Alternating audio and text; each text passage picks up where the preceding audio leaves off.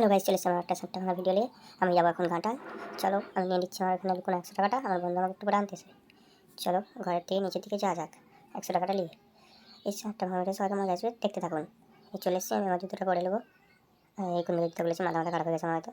যাচ্ছি টুকটুক করে নিচের দিকে, টুকটুক করে যাচ্ছি। চলে এলাম, আর বন্ধু চলে এসছে। বন্ধু দাঁড়িয়ে আছে, আর বন্ধু বলে তুই গাড়ি চালা। আমি বললাম না, আমি চালাতে পারবো না, তুই গাড়ি চালা, আমার ঠান্ডা লাগছে। আমার বন্ধু রাজি হয়ে গেলো।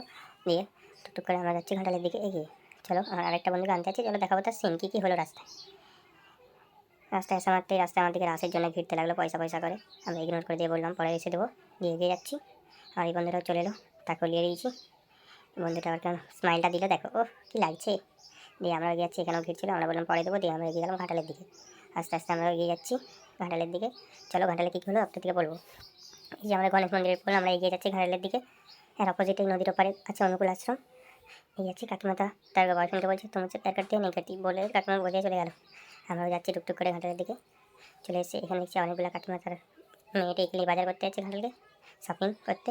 আমরা ঘাটালের ভিতরে দেখো, ঘাটালেই চলে এসেছি ফুলের কাছাকাছি। কেমন ভিড় দেখো, টুকটুক করে কত মানুষ যাতায়াত কেমন কিছু করছে। আমরা চলে এসেছি, দেখা হচ্ছে নেক্সট ভিডিওতে। দেখো ঘাটালে কী হলো।